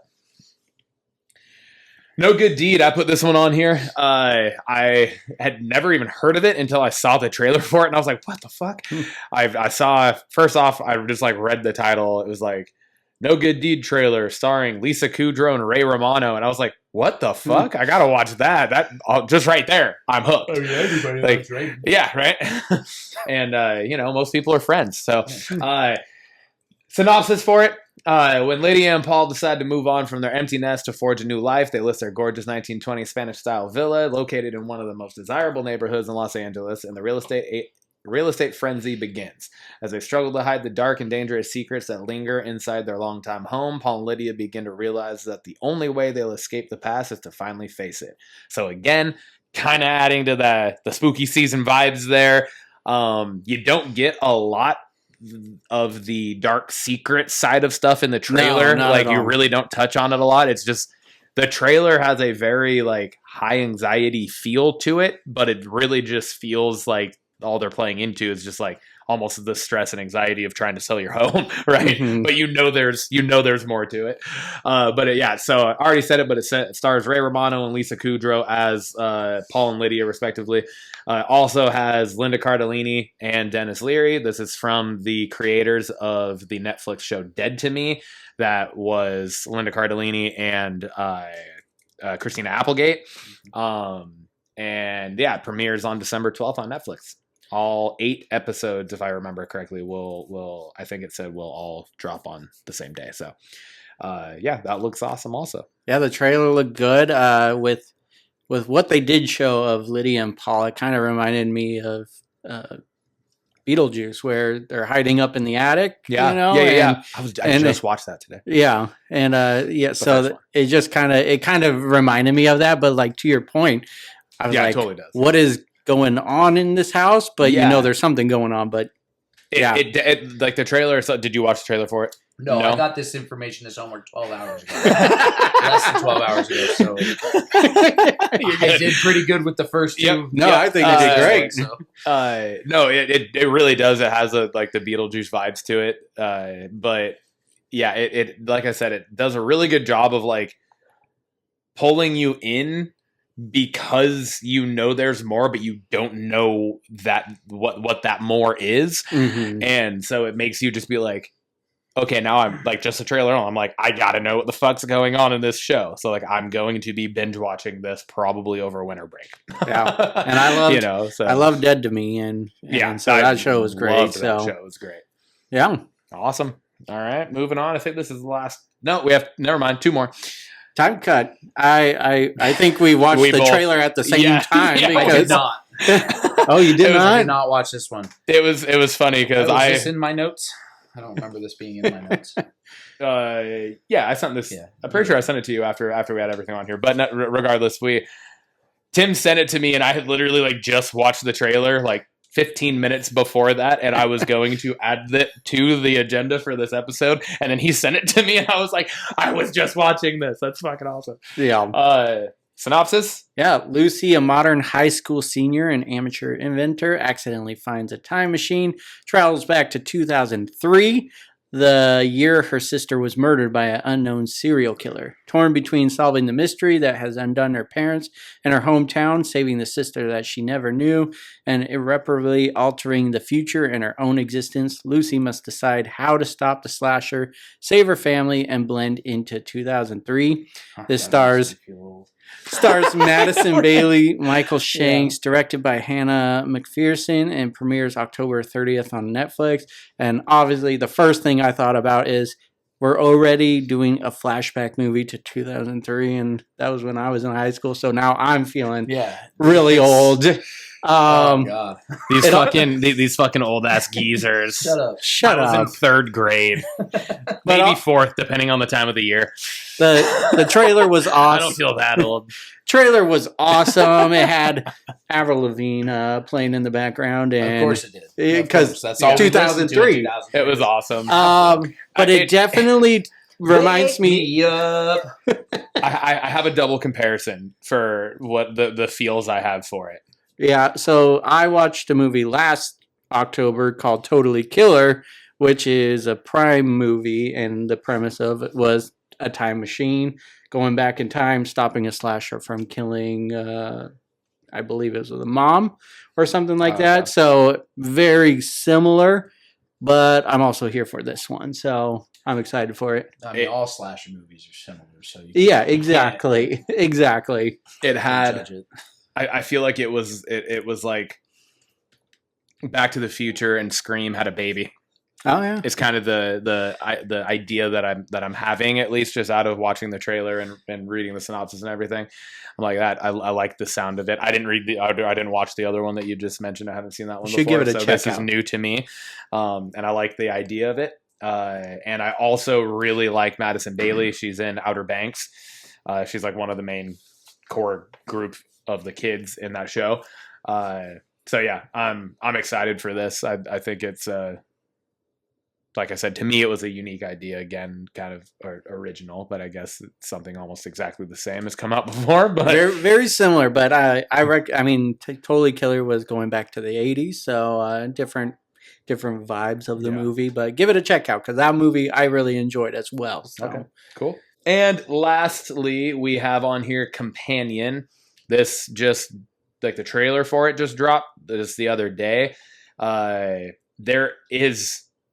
cannot find a synopsis for this. Like you look it up and it literally says no plot yet, but the trailer's out for it, which is very interesting to me. Mhm. So it tells me that like they're trying to keep certain, like I feel like it's like purposeful. Like they're trying to keep certain things under wraps Mhm. with it, and that they're only letting you see in the trailer what they want you to see. Mhm. So in the trailer, essentially you see a psychotic killer with a girl trapped in his manipulative web. It's a literal web. No, not a literal web. Not Spider-Man, man. No, but like you didn't watch this one yet, right? No, I So at one point in this trailer, it's Jack Quaid. Do you know? Can you Yeah. picture him? Right? He's from The Boys, Sophie Thatcher and Rupert Friend. But Jack Quaid is the main guy in the movie they're talking about.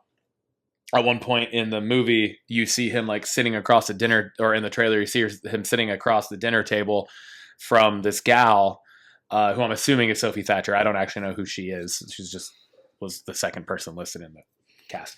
But and then all of a sudden she like kind of starts moving, and you see her hands are like chained to the chair.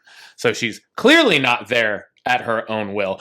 And then at one point at the end of the trailer, which was the kind of the like, oh fuck part, was he like gets up, walks over, she's holding her hand up, he slides a lit candle under her hand, and then it kind of cuts to her whole arm is on fire, and the camera pans to her face, and she's just sitting there like this with tears just streaming down her face, and Jack Quaid's just smiling. I was like, oh, like that's fucking creepy, and I don't know what's going on. Yeah. Like, oh, what the fuck? They're doing a good job with that. Yeah. one. No one So, wants to know. directed by Drew Hancock, premieres January 10th, 2025. This guy that did Barbarian, if you Yes, haven't seen that movie, has Justin Long in it, another king of horror. And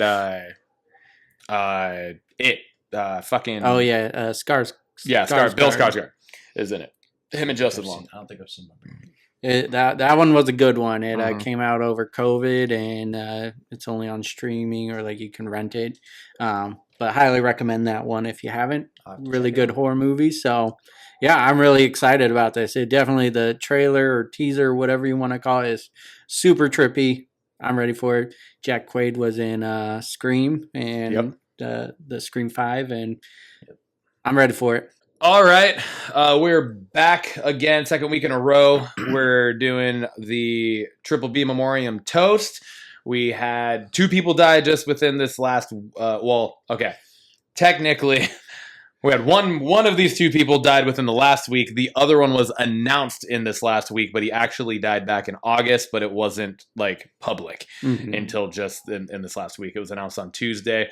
And then Nathan, you have one you want to throw out also that that happened before we started doing this, so we hadn't touched on it yet. But first and foremost, we lost Chris Christopherson at 88 years old on September 29th. That is our mother's birthday. He was known outside of being one of the most influential country songwriters, like Willie Nelson has gone on record to say he is the greatest country music writer of all time. Eminem even shouted the guy out. Yeah. But actor-wise, Pissed Offerson. yeah.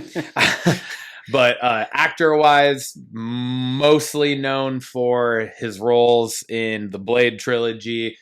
He was in Payback, and he starred opposite of Barbra Streisand in I want to say it was in the late 70s, early 80s, A Star is Born. So, yeah. We got Chris Christopherson. Then we got John Amos. He died at the age of 84. He actually died on August 21st, but like I said, it was just announced on Tuesday. He was primarily known as the patriarch of the family on the show Good Times, and he was also one of the main characters in Roots. He's in Die Hard 2 as He was well. also in Die Hard 2, yeah. He was in a handful of other things. He was on a few episodes of Fresh Prince of Bel-Air. I think he was in a 3-episode arc of Fresh Prince of Bel-Air. He was the father of one of Will Smith's girlfriends in the show. They go up in the plane together, if that's the same one I'm thinking of. But anyways, he's one of those guys like Danny Trejo. Like he's been in a ton of shit. Yeah, just like very well known actor. Then Nathan. Well, you probably already know James Earl Jones. Yep. The voice of Darth Vader, Mufasa, the old blind man from Sandlot. He was in Conan the Barbarian. So many roles. Yeah. He passed away week and a half ago, 2 weeks ago. I think it was like 2 weeks ago. Yeah, somewhere in there. Great loss. Amazing voice on the man. I mean, Darth Vader. Come on. One of them, yeah. Mufasa. Mufasa. Vader and Mufasa are two of the most iconic voice roles ever. Right? Both of them were him. So. Yeah. Big loss for the sci-fi world. So. All right. Well, throw up the cheers. Cheers to them. To the memories they helped us create.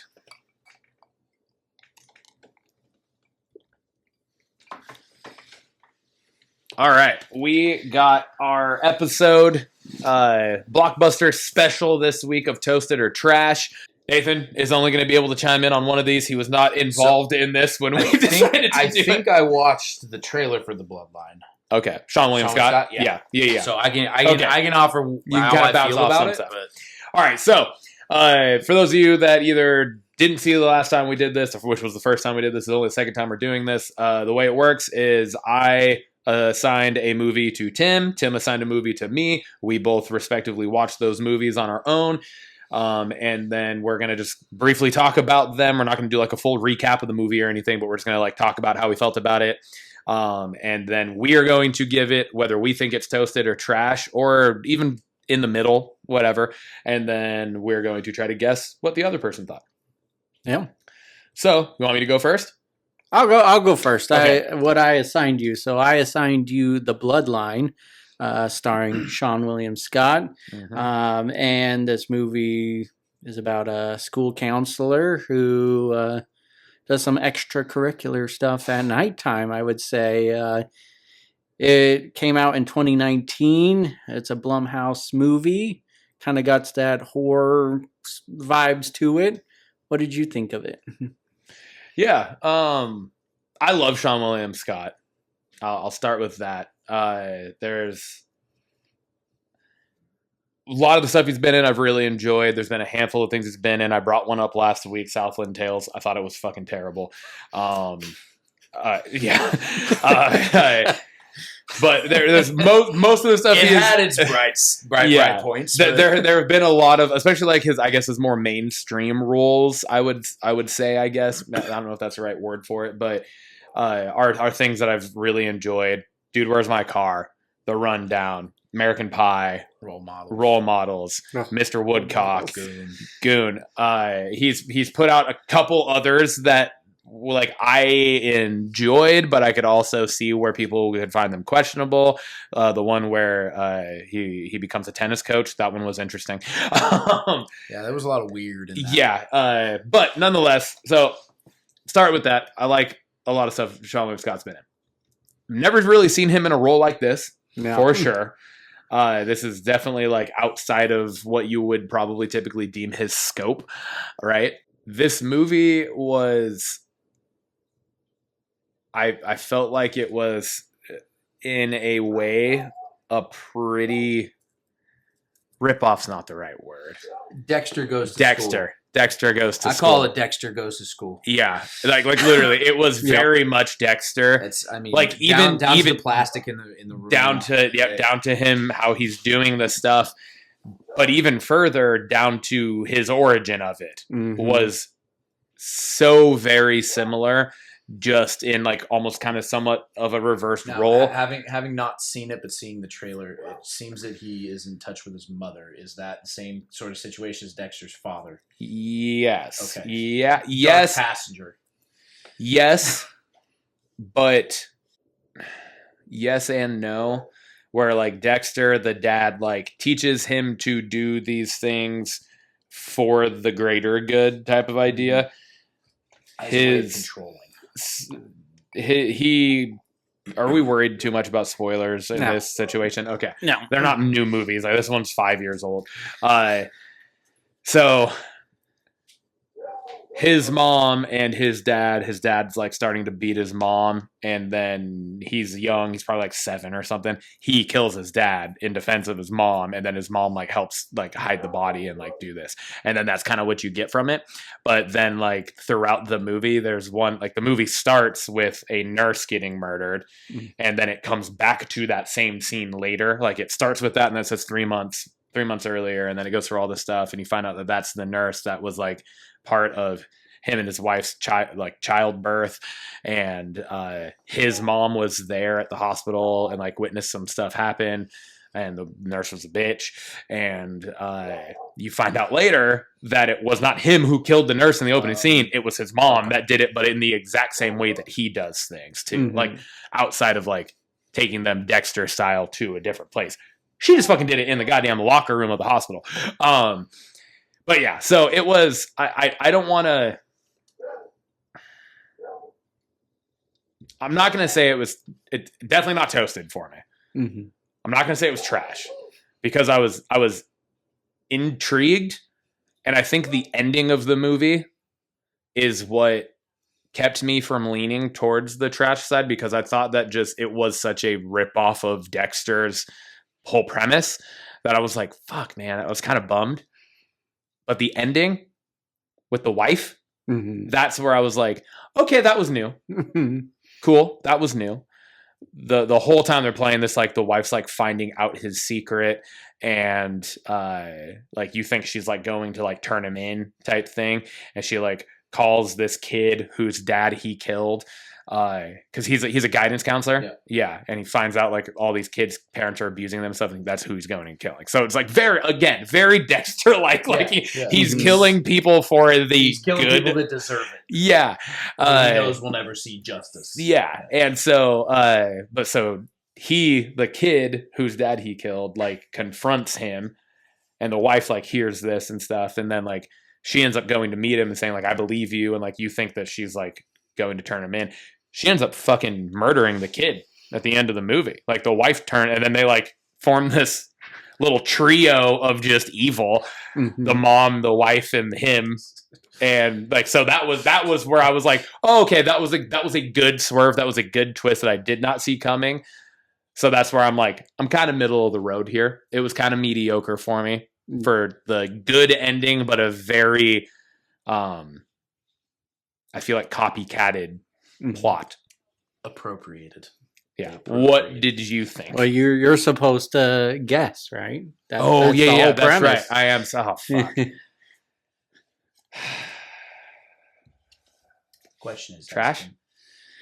No, I'm actually You're going to right. No, right. you're What you said, right in the middle. Hey, Peter. Fuck yeah! There we go. I too was like, oh, this is very Dexter-ish, but there was just parts that kept me intrigued into the movie, and I kept on watching it. And then the ending, like you said, the swerve, it kind of just wrapped it up. I was like, I don't hate the movie. I don't hate it. Yeah. But I'm not in love with it. Yeah. So definitely a heater. Yeah.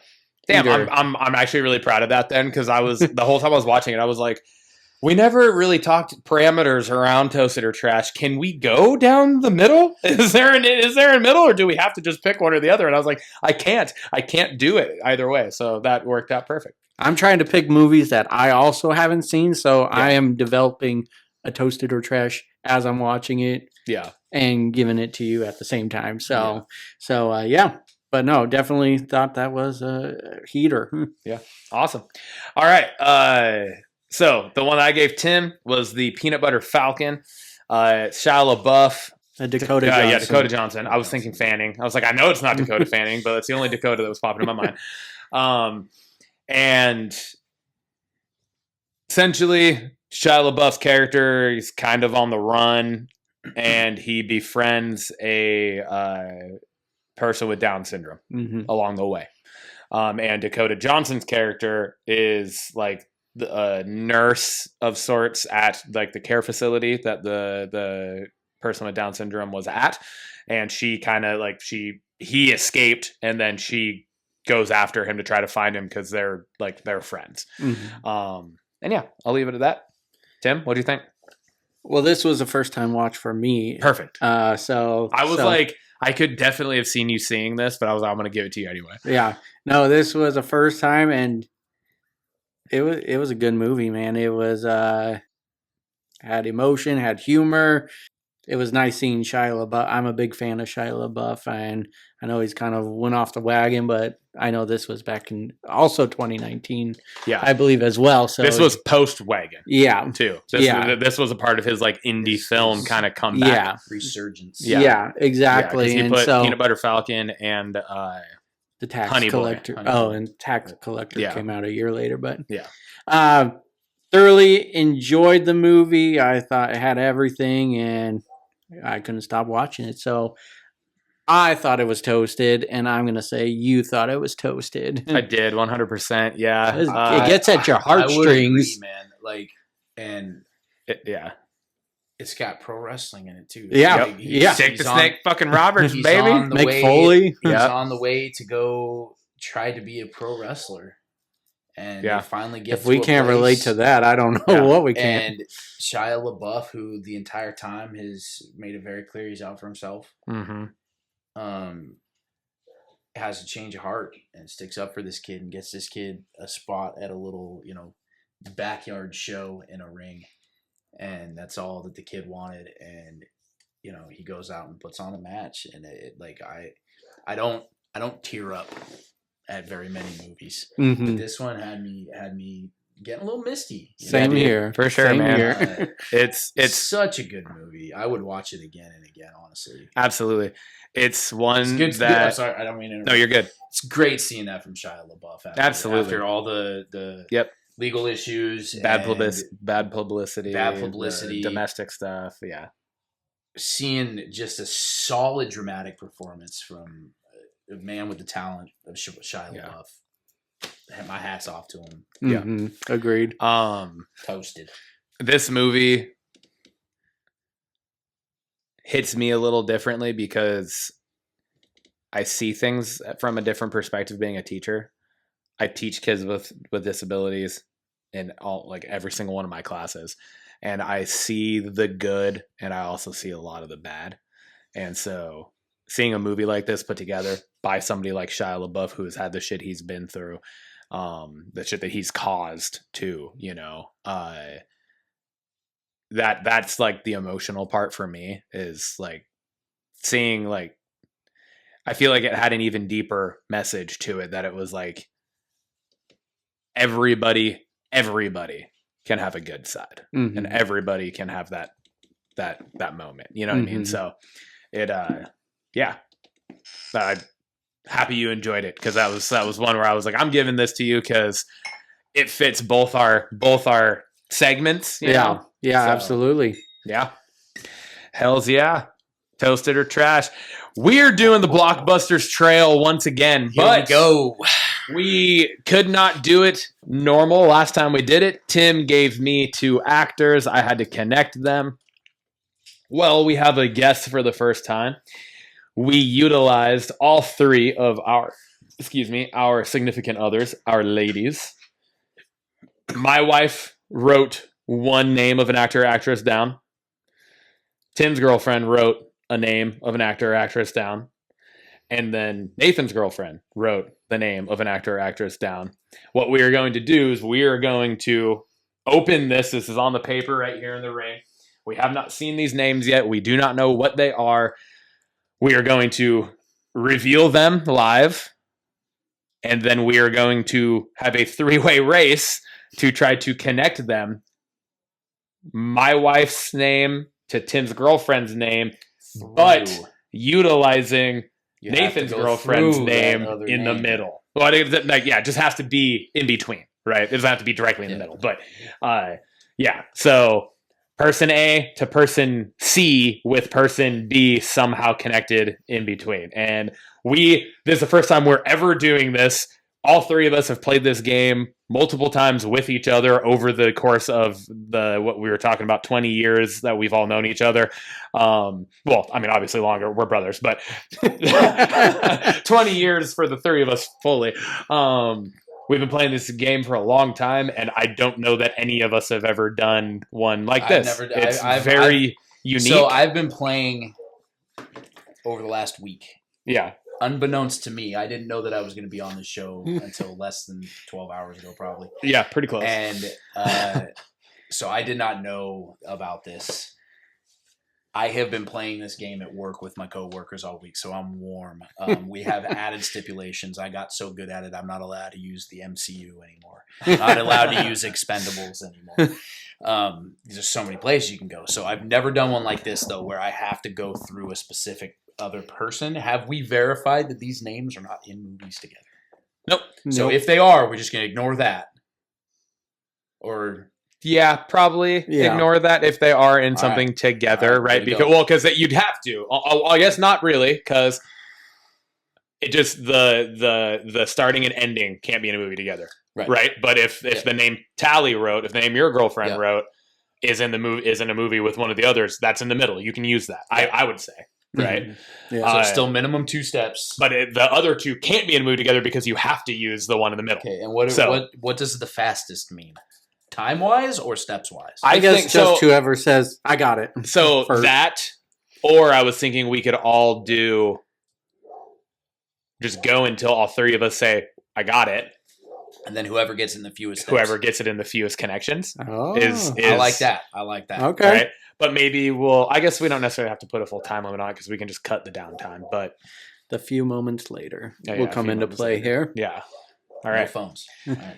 Yeah, no phones. No notes for this one. Are we ready? My phone's recording. All right. My thought process is maybe go one middle, one there, so we just have them because they're sticky notes, so I can just stick them. Okay. All right. We're obviously going to just see these as they folded them for us too. Oh, nice. All right.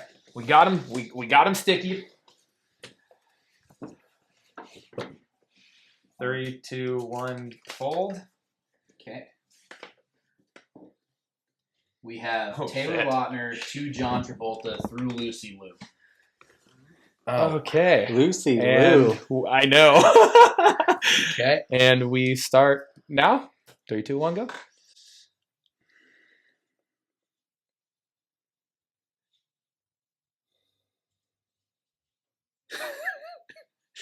Got it. That was magnificently fast. Jesus Christ. Yeah, you have definitely been playing this too much lately. All right, well, you're going to be sitting tight for a moment. Yeah, you are. A few moments later. Got it. You sure? Yeah. All right, welcome back to Blockbusters Trail, a game where we go head-to-head to connect 2 actors through another actor. This time we have Taylor Lautner to John Travolta via Lucy Liu. Real fisting motion. All right, so Nathan, you got it first. I'd like to go last if you don't mind. Okay. All right. Well, then I think I have... How many connections do you have? Let's do it this way. How many connections do you have? 1, 2, 3, 4, 5, 5, 6, 7, 8, 9, 10, 11. All right, you go first. I have 10. All right. I've got 5. So Taylor Lautner Yeah. to Julia Roberts in Valentine's Day. Okay. Fuck, okay. Julia Roberts to Cameron Diaz in My Best Friend's Wedding. Okay. Cameron Diaz to Lucy Liu in Charlie's Angels. Yeah. Lucy Liu to Drew Barrymore in Charlie's Angels Full Throttle, the sequel. Drew Barrymore to Jason Sudeikis, Going the Distance. Jason Sudeikis to Jason Bateman in Horrible Bosses. Jason Bateman to Rachel McAdams in Game Night. Rachel McAdams to Benedict Cumberbatch in Doctor Strange. Doctor Strange to Samuel L. Jackson in any of the Avenger movies. And then Samuel L. Jackson to John Travolta in, what is it, Pulp Fiction, right? Yeah. Mm-hmm. Yeah. So 11. All right. I could have cut you down I'm ready to hear yours. two but past Drew Barrymore. Via Liv Schreiber. Go ahead. All right. I went Taylor Lautner to Anna Kendrick in Twilight. Anna Kendrick to Zac Efron in Dirty Grandpa. No. Was it Dirty? Which one was it? Mike and Dave. Mike and Dave. Thank you. I was like, nope, that one's Dirty Grandpa's Aubrey Aubrey Plaza. Yeah. But Aubrey Plaza is also Mike and Dave. So that's where I was. Efron to Christopher Mintz-Plasse in Neighbors. Christopher Mintz-Plasse to Jim Carrey in Kick-Ass 2. Jim Carrey, Cameron Diaz in The Mask. Cameron Diaz to Lucy Liu. Lucy Liu to Cameron Diaz is the way I did that. So that's one connection through one movie. Coming out both sides there. Sequel. Charlie's Angels. Cameron Diaz to, I cannot remember the fucking dude's name. It's the bald dude in What Happens in Vegas. Oh, I know who you're talking. The guy with the little hair. Yeah, I can never remember his. He's fucking in Hot name. Tub Yeah, Time Machine. and that's my next connection is him to John Cusack in Hot Tub Time Machine. Cusack to Cage in Frozen Ground. Cage to John Travolta in Face Off. Nice. Whew. We went a long route. You guys are going to hate me. All right, let's hear it. Lautner to Sandler, Ridiculous 6. Oh yeah, Sandler, Barrymore, Yeah. Wedding Singer. there you go. Barrymore, Lucy Liu, Charlie's Angels. Lucy Liu, Uma Thurman, Kill Bill. Uma Thurman. Thurman, Travolta, Pulp Fiction. Yep. I was thinking Kill Bill, and I was like, is Yours she was in 10? that? Yeah. Let me give you a 9-stepper. You ready? So you Yeah. still beat us. So you took second also. First and second. Lautner, Pattinson. Yep. Twilight. Pattinson, Rickman, Harry Potter and the Goblet of Fire. Rickman, Willis There you go. in Die Hard. Die Hard. Willis, Thurman, Pulp Fiction. Pulp Fiction. Thurman Liu in Kill Bill. Kill Bill. Liu, Barrymore, Charlie's Angels. Barrymore, Liu, Charlie's Angels 2. Oh, you went forward and back. I see what you did there. Okay. No, I'm sorry. I didn't go to Barrymore. I would have gone Kill Bill Volume 2, move back to Thurman. And then Thurman, Travolta, be cool. Gotcha. Okay. That would be cool. Yeah.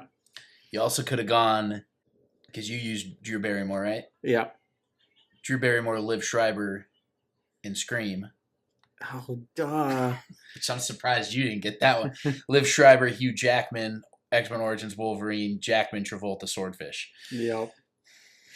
Or Thomas Jane and Punisher and Swordfish. Okay, good. I'm happy I didn't use that because I was wrong anyways. Cedric the Entertainer.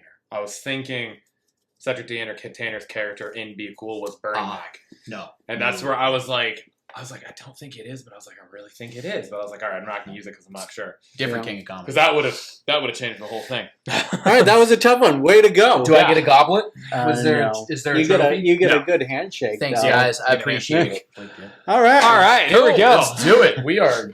We My are. gosh. Yeah, Longest episode ever. This is it. This is it. Blockbusters question of the week. I posed this. I said we are officially in spooky season. What are the core things you look for in a horror movie? And specifically in terms of plot points and storytelling. And then other than Scream, for Tim, what is your go-to horror movie / franchise you make sure to watch every year? Okay. Nathan? So core things I'm looking for in a horror movie, right? Is for I want surprise. I don't want to know who the killer is, except for in a few cases like Halloween, like it's Michael Myers. Right? Yeah. Like I don't want those to know core. if I'm watching a slasher film. I it's not a classic slasher, I don't want to know who the killer is in the first 15 minutes, right? Yeah. I also want, some suspense, right? I want to be sitting on the edge of my seat watching this movie because you get the suspense with that surprise of not knowing who that is. Boom, that's where you get a scare. Right? Yeah. And for all of us, it's hard to get a scare out of us watching a movie because we grew up watching every slasher film. We used to go see Saw every Halloween. We'd go see every horror movie that was coming out, and it's hard to get a scare out of us nowadays. So I feel like we need those things. When Paranormal Activity, the first Paranormal Activity came out, that was the first time I had gotten a scare out of a movie in a long time, was when that body flew at the camera at the end, right? I want that surprise. I want that suspense of not knowing what's going on, and then boom, something happens right in front of me. Movie that I gotta watch every year. For me, it's not every year. Obviously, I'm gonna watch Halloween. At least Halloween 1 and 2, Jamie Lee Curtis. Those ones I'm gonna watch. But usually every year I try to rotate through. So like this year we're watching the Friday the 13th series. 1 year I might do Nightmare on Elm Street. This year I'm doing Nightmare on Elm Street. I'm doing Halloween. I'm doing Scream. I'm doing these other movies. So that's kind of how I like to run it. So. All right. Nice. Okay. Well, I like all things horror. So, but to your point, I do like that, the suspense and not knowing until the final moments of the movie. I really look for like real world scenario. Could like maybe there's some things where you're stretching the reality, but most of it can be happening in real life, and that really scares me. And then other than Scream, what is my go-to horror movie franchise? I love watching Saw. It's the, like you said, we watched it every year in the movie theaters as it was coming out, and we were there in the theaters. But I love the intricacies, all the small details in each movie, how it boils down to the final reveal of the movie, and it's just creepy because some demented person can go out there and do all those things. So thoroughly love that franchise. So yeah, I'm gonna kind of bounce off what you were saying for core things I look for. Is I love the things that are rooted in true story, right? Anything that can like cause me to go research what like the actual events that took place afterward are some of the number one things that I love and that I'm here for. For the go-to stuff every year, I cut you off of Scream, right? yeah, I'm cutting myself off of the Halloween franchise because that would be my automatic go-to. I've talked about that a lot on here though, so that's why I was like, I'm not going to use that. Another thing which I haven't done as much over the last few years because my lady is not a horror movie person. She has seen a handful of things with me. The new Halloweens that came out, the last trilogy that just came out. We went and saw those in theater. Scared the ever living shit out of her. She's not good with horror movie stuff. But so I haven't really watched them as much since me and her got together because it's hard to just like watch a movie alone. But it is the Conjuring, the first two Conjuring movies specifically. But like the first Conjuring movie is one. It is. I would be willing to go out and say, outside of the Silence of the Lambs, it's like my number one horror movie. Silence of the Lambs is like my all-time favorite, but The Conjuring, it was one of the first movies, kind of like you were saying with paranormal.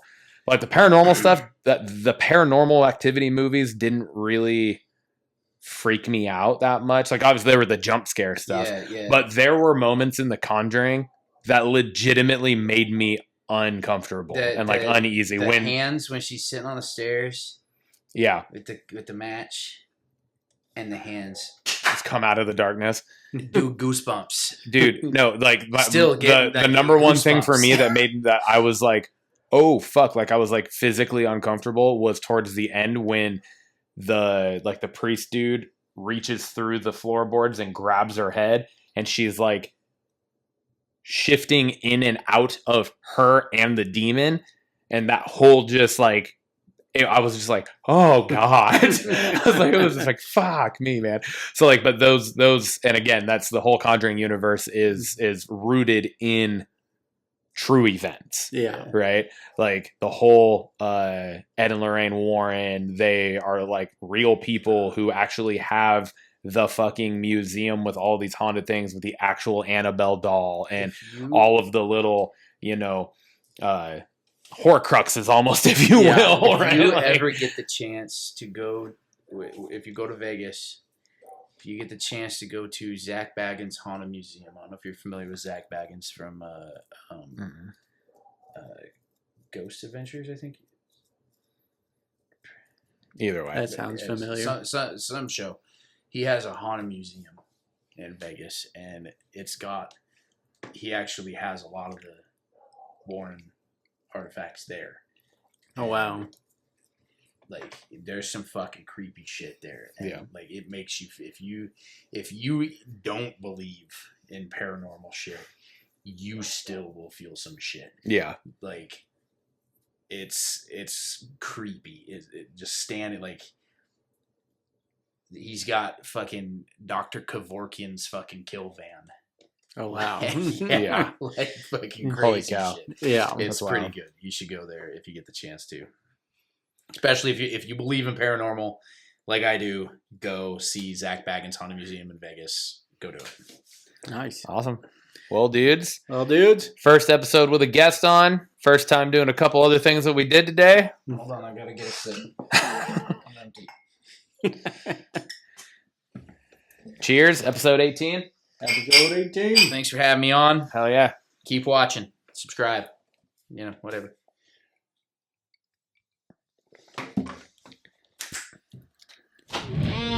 Let's fucking go.